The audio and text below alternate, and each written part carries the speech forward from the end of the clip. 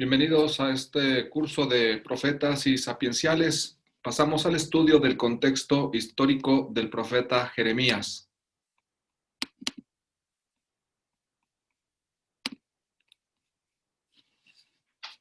El profeta Jeremías es uno de los más importantes de la Sagrada Escritura y está colocado después del libro del profeta Isaías. El año 612, el imperio neoasirio sufrió un rudo golpe con la caída de su capital, Nínive. Este es el primer evento importante a tener en cuenta, la caída de Nínive. El imperio neoasirio sufre un duro golpe en el año 612. Este imperio había atacado al reino de Israel durante mucho tiempo. Recordamos que la capital del norte de Israel, Samaria, había precisamente caído a manos de este imperio. Ahora se forja el nacimiento del imperio de Babilonia. En su marcha hacia Siria, Neco, que era del imperio de Egipto, derrotó y dio muerte en Megiddo al rey de Judá, Josías. En este caso muere uno de los reyes más importantes de Israel. Estamos en el año 609 a.C. El emperador de Egipcio está haciendo también su labor defendiéndose de los ataques del nuevo imperio, pero en este camino se topa con el rey de Judá, Josías, y lo mata. Esto se narra en el segundo libro de los Reyes, capítulo 23, versículos 29 y siguientes. Pero el faraón fue a su vez derrotado el año 605, 4 años después de que él había matado al rey de Judá, Josías, por el príncipe heredero babilonio Nabucodonosor. Aquí tenemos al personaje más importante de esta época y que aparece precisamente en el libro del profeta Jeremías. Es derrotado este emperador de Egipto o este gobernante de Egipto en una batalla conocida como Carquemis, junto al río Éufrates. Aquel mismo año ascendió Nabucodonosor al trono y consolidó durante los 43 años de su reinado el imperio neobabilónico, es decir, habiendo derrotado primero al imperio neoasirio, destruyendo la ciudad de Nínive y después destruyendo también o conquistando Egipto, se queda con todo el territorio Nabucodonosor y durante 43 años consolida este nuevo imperio. A su muerte, como indicábamos, el reino abarcaba la totalidad del Oriente Próximo y algunas regiones de Egipto. Un imperio muy poderoso, el de Nabucodonosor, a tal grado que venció también a uno de los más poderosos de aquel tiempo, el imperio egipcio. Obviamente, Jerusalén, el reino de Judá, un reino más débil, le esperaba un destino similar. Todo esto le llegaba a Jeremías, este es el contexto. Todo esto lo animaba a dirigir una palabra a su pueblo y también experimentaba el temor del asedio y la derrota que se avecinaba. Tras el trágico fin de Josías el año 609, el ambiente en el reino de Judá era muy complicado. Le sucedió en el trono su hijo Joahaz, depuesto más tarde por el faraón egipcio Neco o Necao. Esto se narra en el segundo libro de los Reyes, capítulo 23, del 31 al 33, y en Jeremías, capítulo 22, del 10 al 12, con el nombre de Chalum, Joahaz o Chalum, que entronizó en su lugar a su hermano mayor, el Yaquim. Después de Josías estuvo su hijo un tiempo, pero el faraón, o en este caso el gobernador de Egipto, puso a su hermano mayor, el Yaquim, cuyo nombre modificó en Joyaquim. Aquí podemos ver que mientras Necao o Neco gobierna esa parte del reino de Judá, incluso pone al gobernante o al rey que él quiere según su voluntad. Por eso cuando es derrotado por el rey de Babilonia, ahora es el rey de Babilonia obviamente el que va a meter las manos y el que va a dirigir también este reino. Judá es muy difícil que pueda ser autónomo en este tiempo, no le alcanza las fuerzas ni los recursos militares y económicos para defenderse. Al alcanzar el poder gracias a los egipcios, promovió la influencia extranjera y vivió acorde con esta mentalidad.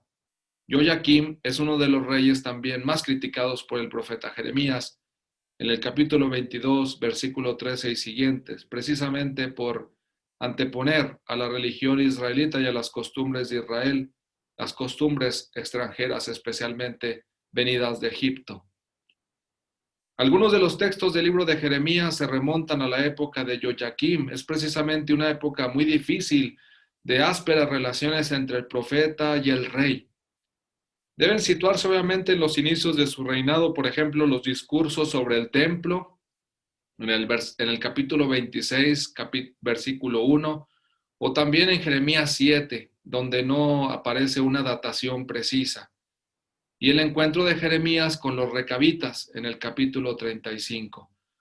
Si echamos un vistazo en nuestra Sagrada Escritura, vamos al capítulo 26 en primer lugar para ver lo que Jeremías dice contra este rey que ha recibido la influencia de Necao. Luego ya le tocará enfrentar también, después de la derrota de Necao, como vimos en la batalla de Carquemis, pues ahora la influencia del imperio de Babilonia, y tendrá que dar también sus consejos respectivos a los reyes. En el capítulo 26 dice así: al comienzo del reinado de Joaquim, hijo de Josías, rey de Judá, el Señor dirigió la palabra a Jeremías. Así dice el Señor: ponte en el atrio del templo y di a todos los vecinos de los pueblos de Judá que vienen al templo a adorar al Señor todo lo que yo te mando decir. No dejes ni una palabra, a ver si se convierte cada uno de su mala conducta y yo puedo arrepentirme del castigo que preparo contra ellos por sus malas acciones. Obviamente que este discurso del templo va a calar hondamente en el pueblo de Israel. Los eventos y el contexto histórico que estamos estudiando no solamente es por conocer la historia, sino sobre todo para reconocer que Jeremías hace una lectura de esos acontecimientos y descubre ahí, en lo que sucede, una consecuencia de la mala conducta del pueblo de Israel y un castigo de parte de Dios. Yo puedo arrepentirme del castigo que preparo contra ellos. En el libro del profeta Jeremías es muy importante esta relación entre situación de los israelitas y sucesos históricos, entre la infidelidad a la ley y el ataque de los imperios, de alguna forma que quizás son los inicios de lo que se conoce como una teología de la historia para interpretar los acontecimientos históricos a la luz de la fe o de la religión de un pueblo. En el versículo 4 continúa diciendo en el libro del profeta Jeremías: les dirás, dice el Señor, si no me obedecen siguiendo la ley que yo les he dado, y escuchando lo que dicen mis siervos, los profetas, que yo les envío sin cesar, y ustedes no escuchan, yo trataré este templo como el de Silo, y esta ciudad será fórmula de maldición para todas las naciones. Dios tiene un elemento, un instrumento de fidelidad que es la ley. Y efectivamente por eso el libro del profeta Jeremías, según algunos estudiosos, procede precisamente de una tradición deuteronomista, es decir, una tradición que pone en el centro a la ley y la fidelidad a la ley como el medio para estar bien, para tener larga vida en la tierra y para recibir los beneficios de parte de Dios.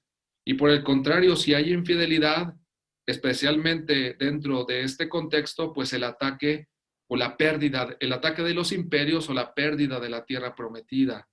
El Señor lo anticipa. Él ha hecho la lucha, les he enviado a mis siervos, los profetas, dice, los envío sin cesar y ustedes no escuchan. Yo trataré este templo como el de Silo. En este caso se recuerda la destrucción de otro de los templos de Israel y se le compara también al templo de Jerusalén con él y la posibilidad de una destrucción. Los sacerdotes, los profetas y toda la gente oyeron a Jeremías pronunciar este discurso en el templo. Continúa en el versículo 7 y 8. Y cuando terminó de decir todo lo que el Señor le había mandado decir al pueblo, los sacerdotes, los profetas y la gente lo apresaron diciéndole: eres reo de muerte. Por eso el profeta Jeremías también se convertirá en una de las figuras de Jesús de Nazaret. Como ya mencionábamos, la batalla de Carquemis, que implica la derrota de Necao por parte del imperio de Egipto, pues entonces también Le llegan las noticias a Jeremías y él tiene también que cambiar de discurso. Ahora ya en su libro, en el capítulo 25, nos presentará precisamente lo que sucede y cómo cambia su anuncio, por así decirlo, y la preparación que se avecina con respecto a la relación con el nuevo imperio. Por ejemplo, dice en el capítulo 25 del libro del profeta Jeremías: el año cuarto del reinado de Joaquín, hijo de Josías en Judá, que corresponde al año primero del reinado de Nabucodonosor en Babilonia, recibió Jeremías este mensaje para todo el pueblo judío. Y el profeta Jeremías se lo comunicó a todos los judíos y a todos los vecinos de Jerusalén. Desde el año 13 del reinado en Judá de Josías, hijo de Amón, hasta el presente día, en total 23 años, he recibido la palabra del Señor. Este capítulo por eso es fundamental. 23 años lleva el profeta Jeremías anunciando la palabra de Dios y se le ha predicado puntualmente y no me han escuchado, dice el profeta. Por eso empezamos hablando del profeta Josías, que mata Necao en la batalla de Megiddo y marca el inicio de la profecía de Jeremías. Ahora que ya tenemos un año del reinado de Nabucodonosor, Jeremías dice estas palabras: ya tengo 23 años. El Señor les enviaba puntualmente a sus siervos los profetas otra vez, como ya mencioné anteriormente en esta exposición, y no quisieron escuchar ni prestar oído. Él se sitúa en una larga tradición de profetas. Más adelante, obviamente, la tradición también reconocerá a Jeremías como uno de ellos. Los exhortaban, dice, los profetas anteriores a él, que se convierta cada uno de su mala conducta y de sus malas acciones y volverá a la tierra que el Señor les entregó a ustedes y a sus padres desde siempre y para siempre.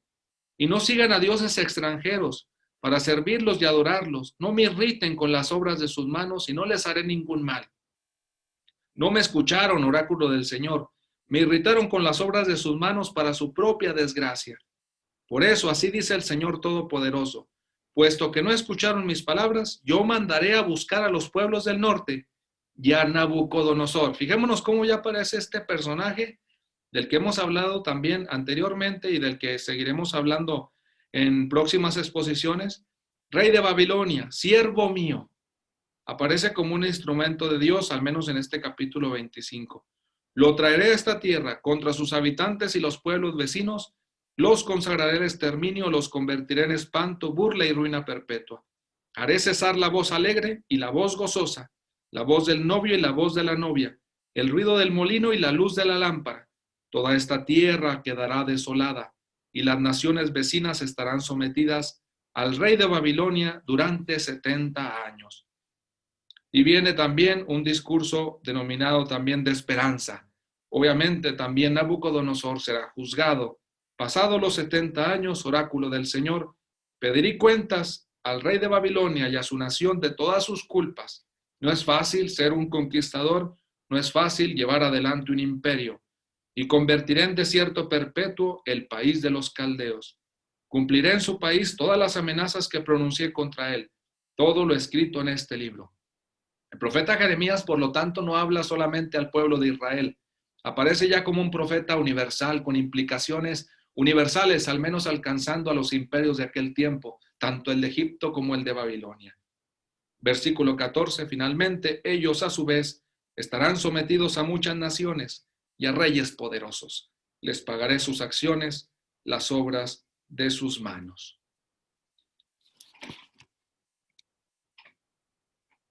Como comentábamos, todo el mundo percibe que las cosas cambian, que el imperio babilonio es muy poderoso, que Jerusalén puede sufrir la misma suerte que sucedió a Egipto y empieza el miedo, obviamente. Joaquín, el rey Joaquín, advirtió a tiempo la importancia decisiva de la batalla del 605, la batalla de Carquemish, y se declaró rápida y abiertamente a favor de Nabucodonosor. El rey de Judá obviamente opta por servir al nuevo rey, al nuevo imperio, pero no tardó en distanciarse del monarca babilonio, tal vez a causa de sus pesados tributos. Eran muchos los costos, eran muchas las implicaciones de tener como aliado a un rey tan exigente como Nabucodonosor. Todo esto se narra en el segundo libro de los Reyes, capítulo 24, versículo 1 y siguientes.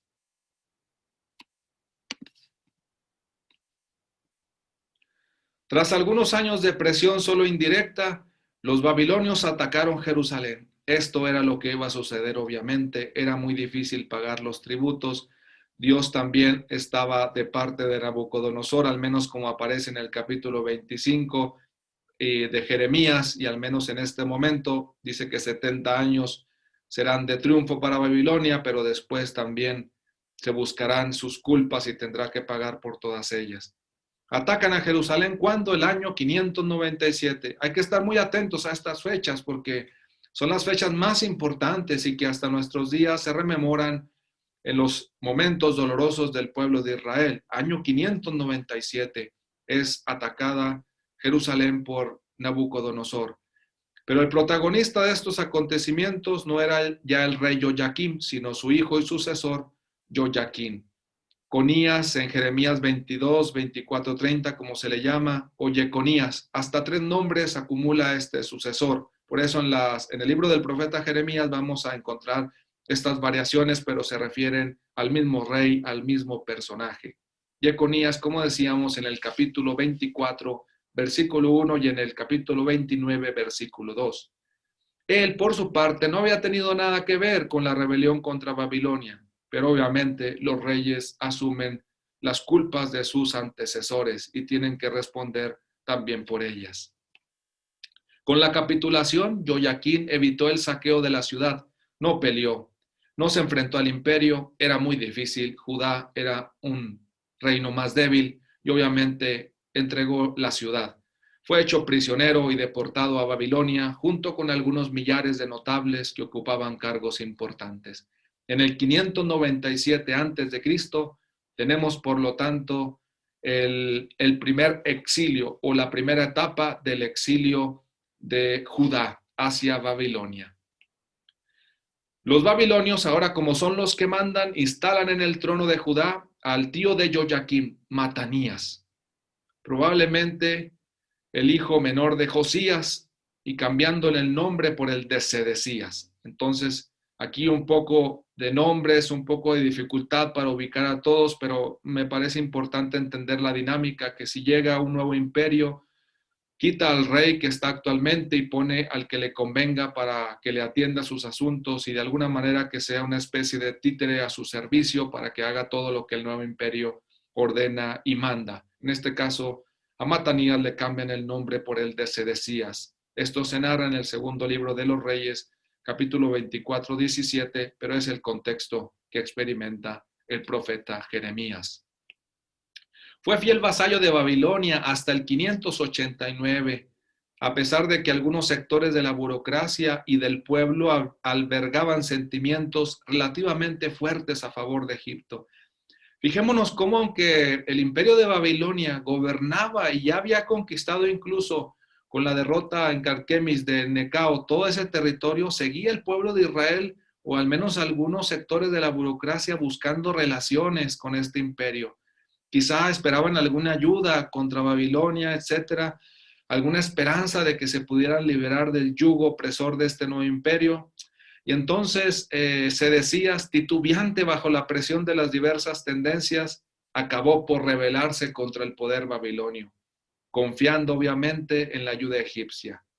¿Cuál fue la respuesta de Babilonia? El otro asedio. Y ahora sí, digamos, el definitivo y el que destruyó fuertemente a la ciudad de Jerusalén y especialmente al templo.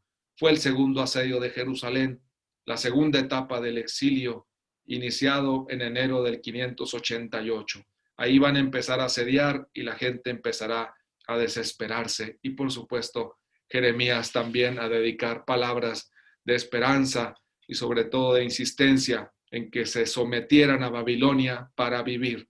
La vida dependía de someterse a Babilonia, sin embargo, no lo escucharon. Este segundo asedio se prolongó durante mucho tiempo. Como decía, acarrió enormes sufrimientos a la población civil.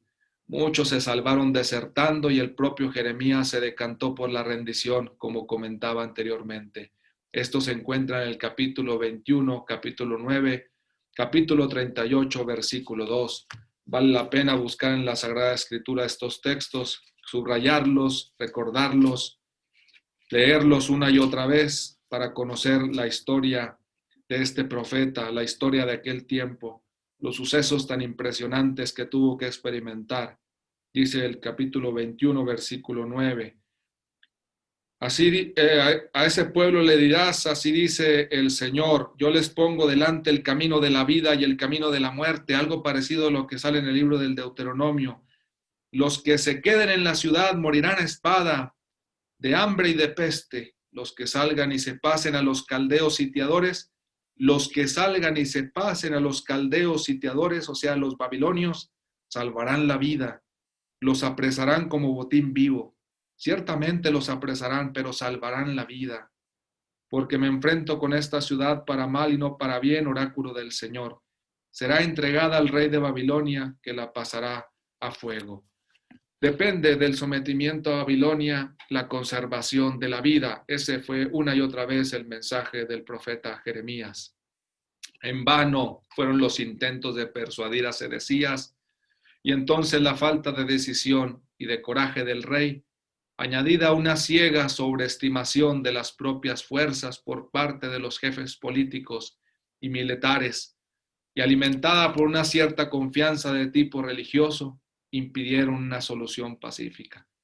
En este sentido, el libro del profeta Jeremías es uno de los más difíciles y complicados porque hay diferentes visiones de lo que Dios quiere, hay diferentes perspectivas de la religión, hay muchas divisiones entre los grupos de aquel tiempo, hay muchas percepciones políticas e incluso diferentes teologías políticas, porque hay quien estaba convencido que si el Dios era el Dios de Israel, él defendería a su pueblo, y el profeta Jeremías en cambio tiene otra línea, otro mensaje. Precisamente el Dios de Israel es el que está diciéndoles que se sometan al imperio de Babilonia.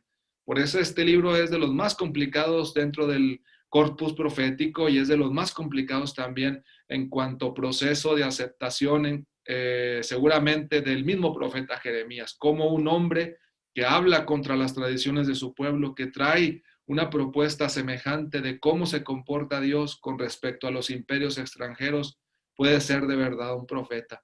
¿Cuántas dudas suscitaría el profeta Jeremías y cuántas dificultades para que al final de cuentas fuera reconocido como un verdadero profeta?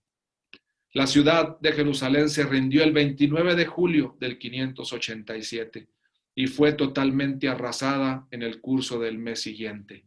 Todo esto se narra en el capítulo 52 del profeta Jeremías. El día de la capitulación, el 9 del mes de Ab, Jeremías 39:2 y 52:6, sigue siendo actualmente el día de luto nacional para los judíos. El colapso social y económico fue terrible, porque después de que conquistaron a Jerusalén, pusieron como gobernador a Godolías. Esto se narra en Jeremías 41. Si se dan cuenta, hemos variado muchos capítulos porque el libro del profeta Jeremías no es lineal o no está escrito de forma cronológica. Se ha elegido más bien una forma de edición, a veces temática, a veces por asuntos personales del profeta o de vocación, a veces por asuntos religiosos, a veces por asuntos políticos. Es también uno de los libros más difíciles de poder encontrarles un hilo conductor. Uno tiene que esforzarse mucho por ir leyendo, descubriendo el mensaje y tratar de ver a qué contexto histórico corresponde. Godolías obviamente es asesinado. Fijémonos cómo en ese tiempo era pues muy difícil la continuidad de parte de los que gobernaban, tanto de los reyes como del gobernador que siguió después del último rey de Judá. Decir todo este caos político pues obviamente afectaba al caos religioso y al caos social y al caos de las personas. Tiempos muy difíciles y de confusión. Durante muchos decenios, toda posibilidad de restablecer la situación del país tras el desastre fueron inútiles. El libro de las lamentaciones a este propósito, cuando uno lo lee detenidamente, pues se da cuenta de la enorme desgracia que sufría el pueblo de Israel, el enorme dolor que experimentaba en este tiempo, con desorden político, social, religioso, sin tierra, y cómo seguir pidiéndole a Dios que los perdonara y que los salvara, que los ayudara. El libro de las lamentaciones se transparentan los enormes sufrimientos de la población, que se había decidido permanecer en la patria. ¿Qué sucedió? ¿Cuáles son las últimas indicaciones de lo que pasó con Jeremías? Probablemente se fue a Egipto. En este caso, la mayoría de tradiciones apuntan a que no fue trasladado a Babilonia, quizá por cierto favor, cierta concesión, o también porque él mismo decidió seguir a este grupo que deseó no emigrar a Babilonia, sino a Egipto. Capítulos 43, versículo 8 y capítulos 44, versículo 1. Solo más tarde, en el libro de las Crónicas, en el segundo libro, capítulo 36, versículos 12 y 21, transcurrido cierto tiempo desde su muerte, fue reconocido como verdadero profeta. Este es más o menos el contexto histórico del profeta Jeremías a grandes rasgos. Ojalá que podamos interesarnos por conocer también la historia social y política de los profetas. De alguna u otra forma, siempre es bueno hacer el esfuerzo. Como bibliografía recomendamos uno de los libros de un gran especialista en el profeta Jeremías, Georg Fischer, la editorial Herder, Ciudad Nueva en este caso, comparten los editoriales la edición de este libro, y también dos ciudades, Barcelona y Madrid, en 1996. Pertenece a la colección Guía Espiritual del Antiguo Testamento, una colección muy importante para acercarnos a los libros de la Sagrada Escritura.